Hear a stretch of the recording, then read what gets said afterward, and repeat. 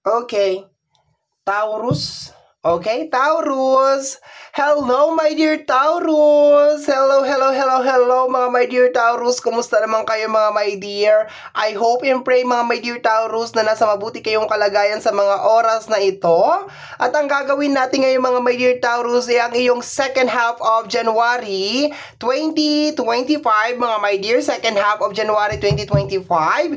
This is from January 16 hanggang sa katapusan, mga my dear. And of course, this is a general reading. So, munting paalala lamang, mga my dear Taurus, na ang gagawin natin ngayon ay general reading. So, hindi po ito 100% na mag-resonate para sa ating lahat. So, please, mga my dear, lower your expectation pagdating po sa mga general reading. Bago tayo, my dear, magpatuloy sa ating reading, kukunin ko lamang itong pagkakataon na ito, mga my dear Taurus, na magpasalamat sa inyo, mga my dear, sa walang sawang suporta for giving me, my dear Taurus, your unconditional love and support. From the bottom of my heart, mga my dear Taurus, maraming salamat po. And nagkapasalamat din po ako dun sa mga nag-avail ng ating 2025 reading. Reading para sa isang buong taon ng 2025.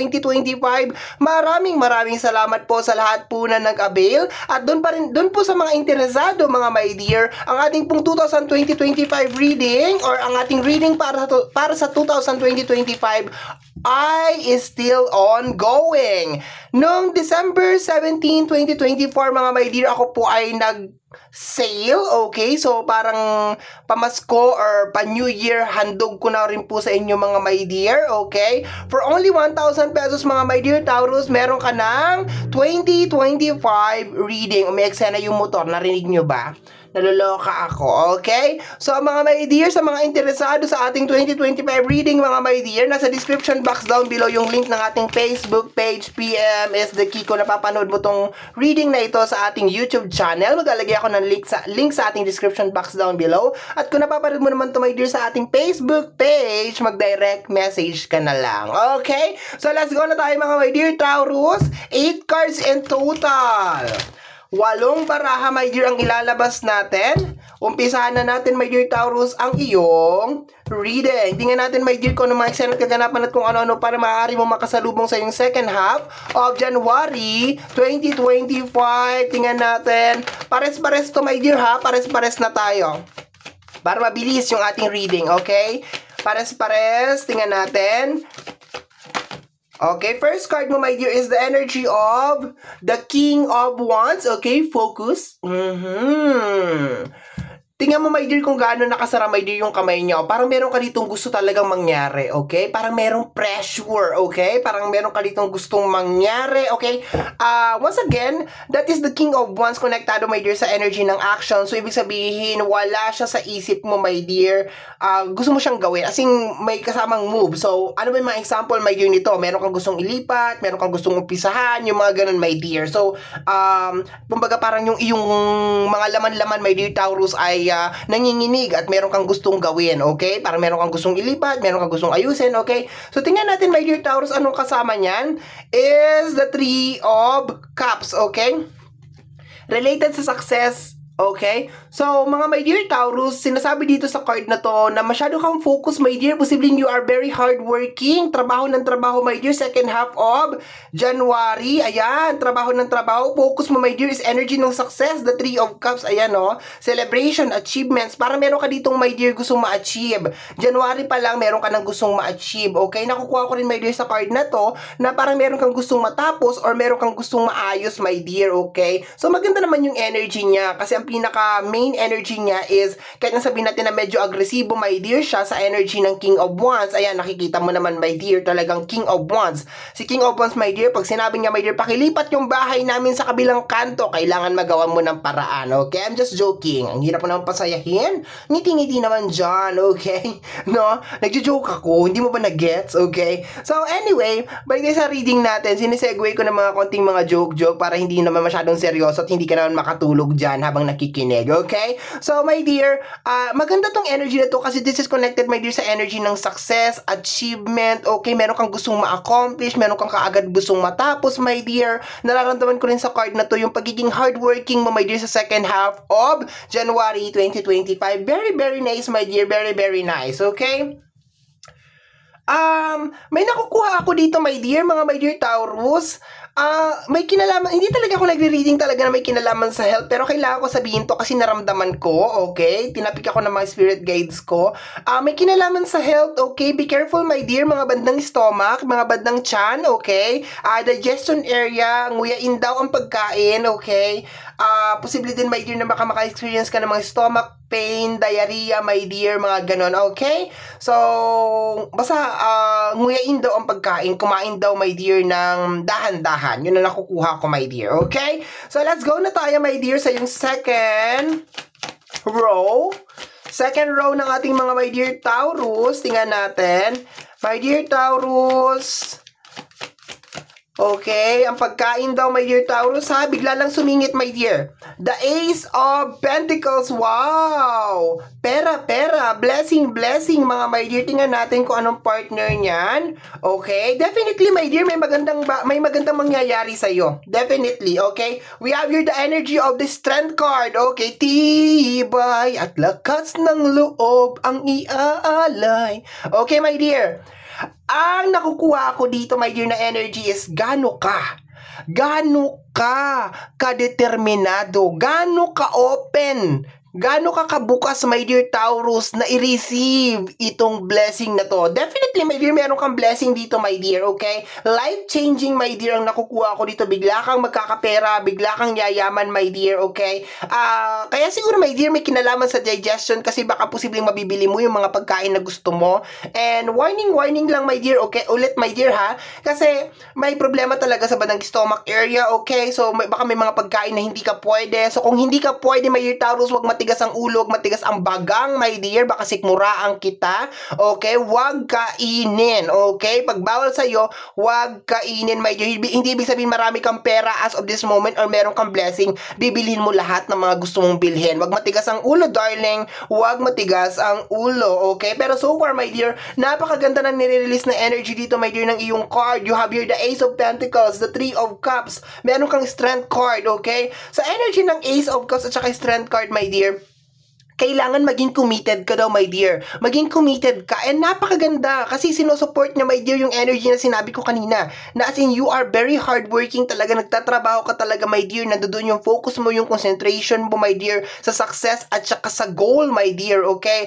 Pero yung sinabi ko kanina na warning, wag mong kakaligtaan yun, my dear. Kasi number one na priority natin, mga my dear Taurus, dapat sa buhay natin is health. Health is wealth. Okay? Wag pababayaan, my dear, ang health. Kasi maski gaano karami ang pera mo, my dear, kung lahat ng pera mo, my dear, ay mapupunta lamang sa pagpapagamot, my dear, wala din yang kwenta, my dear. Pero so far, my dear, very nice yung energy. Nararamdaman ko talaga, my dear, na parang mayroong nakahanda, my dear, sa taon na ito para sa'yo, my dear. Something big. Something new. Now, life-changing talaga, mga my dear. You just need to be committed committed ba Bisaya na. Be committed, my dear. Doon talaga, my dear, sa gusto mong mangyari, no? Talagang sabihin mo talaga sa universe, gusto ko to, akin to, para sa akin to, bigay mo na sa akin, ibigay mo na, parang ganun ang gustong sinasabi, my dear, ng card dito, my dear, okay? So, napakaganda nung dalawang card, to the point, my dear, na lumabas dito ang Ace of Pentacles, okay? Pera, okay, money, okay, for you, my dear. Third row tayo, my dear Taurus. Third row, we have here the energy of the Ten of Swords. Oh, okay. Huwag mag-overthink. Ang nakukuha ko dito, my dear, huwag mag-overthink. Remember, ang sword is energy ng Gemini, Libra, and Aquarius. So, huwag mag-overthink, my dear, okay? Huwag masyadong magpakanega, my dear, sa second half of January. Hindi yan makakatulong. Bagkos, baka yan pa, my dear, ang magtaboy or magbigay sa'yo, my dear, ng mga pag-aalinlangan para ma-receive mo, my dear, itong blessing neto, okay? Madalas kasi, my dear, pag nag-overthink ka kung ano-ano pumapasok sa utak mo, maski hindi naman pala totoo, okay? So, let's go tayo, my dear, hanapin natin yung partner niyan, the Ten of Sword. The Ten of Sword. Okay, tingnan natin. We have here the energy of the death card. Ayan o. Tama na, my dear, ang pag-overthink. You have the power, my dear Taurus. You are in control of your life ulit, my dear Taurus. Okay? Posible meron mga tao, my dear, na pinipilit kang kontrolin at pinipilit ka, my dear, na manipulahin. But no. Hindi sila mananalo, my dear Taurus, my dear. Sa second half of January 2025, my dear. You have here the death card. Tama yung sinasabi ko kanina, my dear, bago lumabas yung itong death card na to, na wag mag-overthink. Okay? Tama yung pag-overthink. Tama na, my dear. Kasi madalas yan, my dear, ang humahad lang, my dear, para makamit mo yung mga bagay na gusto mong makamit sa buhay. Okay? May kumakalabit, spirit guide. Hindi ka daw nila pinag-uusapan, my dear. Okay? At saka kung pinag-uusapan ka naman nila, my dear, kung pinag-uusapan ka naman nila, my dear, hindi daw importante kung ano yung mga opinion nila sa'yo. Okay? Yun ang naririnig ko, my dear, ha? The spirit guide is talking. Okay? Nagsasalita ang mga spirit guide over here. Kung pinag-uusapan ka man nila o pinagbabalakan ka nila, my dear, ng hindi maganda, hindi importante. Ang importante, my dear, is ikaw. Okay? Kasi as long as you don't entertain, my dear, this negative energy, wala tong magagawa sa'yo. Okay, my dear Taurus? Hanggang hindi mo ini-entertain, my dear, ang mga negative energy, wala tong magagawa sa'yo. Okay? Last row tayo, my dear Taurus. Last row. Okay. Sino to? We have here the energy of the Hierophant, Taurus energy. Okay, your guide. Okay, kaya pala ganito kalakas ang energy mo, my dear. Ang yung mga spirit guide, my dear, are guiding you. Okay? So, nandyan sila, my dear, sa gilid-gilid. Okay, tingnan natin, my dear, kung anong daladalang guide sa'yo ng Hierophant. Tingnan natin. What is this?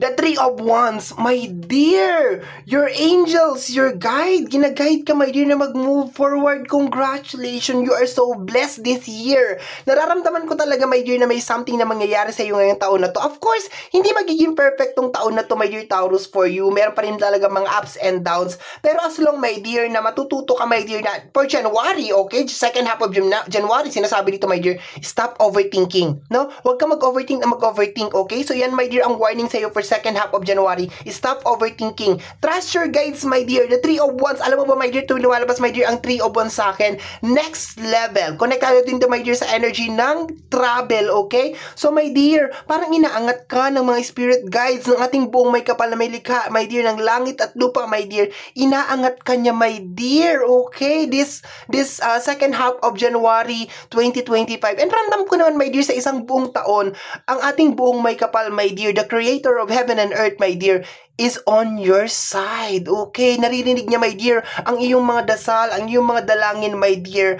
Huwag ka lang daw maging, ang warning sa'yo, my dear, for the second half, my dear, of January 2025, my dear, is stop overthinking. Okay? Huwag ka na mag-overthink. Ano ngayon kung pinag-usapan kanila? Ano ngayon kung madami-dami nila nasasabi sa'yo, my dear? Hindi yun mahalaga. Ang mahalaga, my dear, ay ikaw.